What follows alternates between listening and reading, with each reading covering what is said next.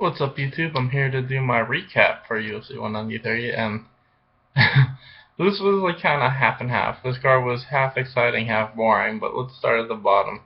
First fight is Ben Nguyen versus Ryan Benoit, and basically, Ben Nguyen just went out there, hit him with a big shot, got the takedown, got mount, and basically had his back up until he got the rear naked choke. This fight was pretty one-sided and it didn't last that long. It was only about like 2 minutes long. So good win for Ben Nguyen. Next was James Moontassery versus Anton Zafir. And Zafir looked really good the whole round up until when he got caught with the spinning back fist. And I think if he had more than like 10 days notice to get this fight, I bet he probably would have won. I think he still looked really good, and I hope he gets another shot. Not to take anything away from James Moontassery, it was a good win by spinning back fist, but I think Anton looked better as the fight was happening. I think he just looked really tired after the first round, and I think if he had more time to train, he would have looked a lot better. So good win for James. Next was Richard Walsh versus Steve Kennedy, and I don't know, Richard Walsh's takedown defense wasn't looking as good as it did in past fights. I remember, his other two fights where the guys were trying to take him down a whole bunch, he looked really good, but this fight his takedown defense looked like shit. And this makes me wonder how high his ceiling is. I mean, he was doing damage throughout the whole fight, but the fact that he's getting taken down so much when you're primarily just a kickboxer doesn't look very good for you. So it was a good win for Richard Walsh. It was pretty one-sided. He was basically just landing strikes whenever he wanted, and when he was on the ground, he was able to get guard, except for in the first round.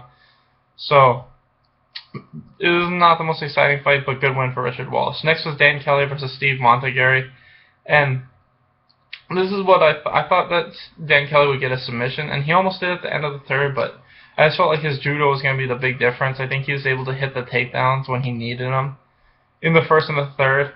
In the second, Steve Montegary was able to really light him up with shots, and I thought this was the fight of the night, in my personal opinion. I think the Ronda Rousey versus Holly Holm fight was a good performance of the night, but I think this was the better fight. I'm just saying, because it's not like Ronda really did a whole lot in the main event. So this is my opinion. I just felt like they gave money to the wrong people. I think Dan Kelly and Steve Montegary deserved the fight of the night money. Next was Dan Martinez versus Richie Valak.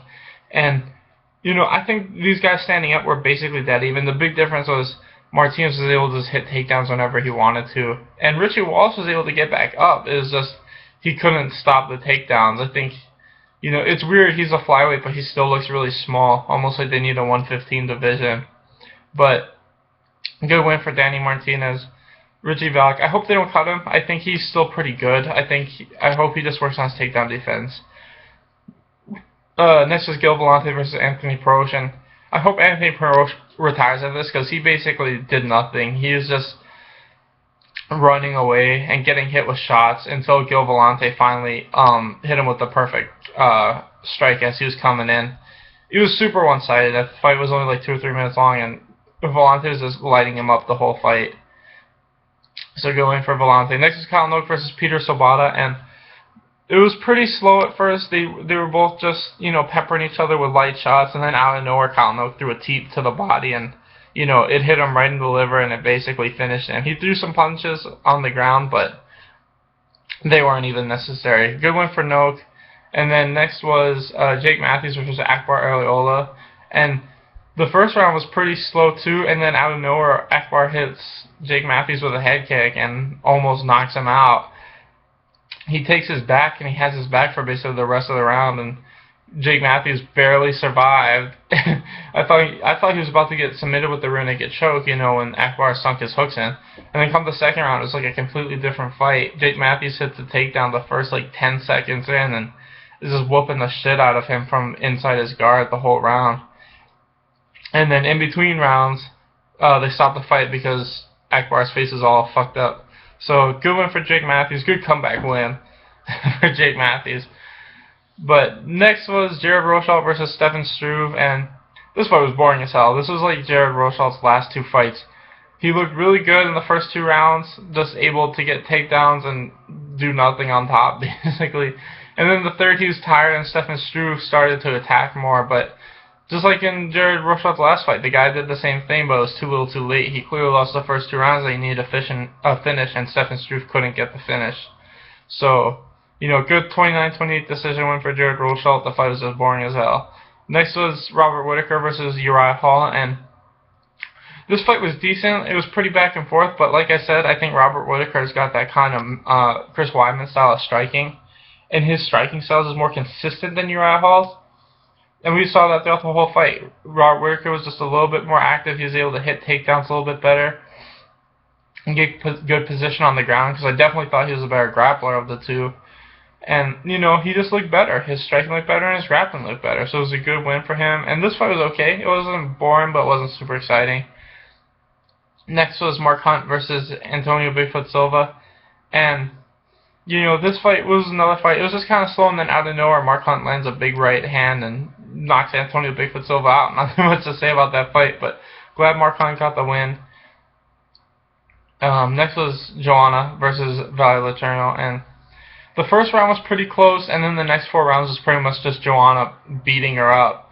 Like I said, I thought that this was a good striker versus a great striker, and that's basically what we saw. The first round, Letourneau was able to turn it up a little bit. You know, Joanna got that up kick, but this fight was just kind of meh, in my opinion. It wasn't bad, but it wasn't great. It was just Joanna beating her up for 5 rounds, in my opinion. And then last was Holly Holm versus Ronda Rousey, and you know, Holly Holm was just able to circle, and Ronda was just chasing after her, and Holm was just landing counters the whole fight, and then Ronda Rousey, you know, got one hip toss, but it wasn't a very good one, so she kind of ended up on bottom. But you know, she was kind of going for an armbar, but she didn't really have it, so Holly Holm stood up right away, and the whole first round was just Ronda chasing after her, and you could see she was getting tired, because just basically sprinting after her, in my opinion, and she wasn't able to land. She landed a couple punches, but I felt like that was just her winging fast shots more than her setting it up or anything. And then the second round, she was clearly looking tired, and she kind of slipped a little bit when she threw an overhand.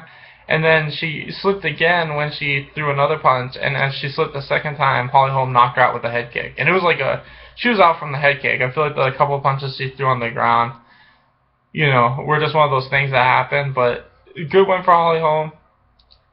Big upset. Anyway, thanks for watching, guys. I think next is the TUF Latin America finale. And I've got some stuff to say about that because I've looked at the card. I'm going to put my prediction video up for that in like a day or two. Anyway, thanks for watching, guys. Please like and subscribe.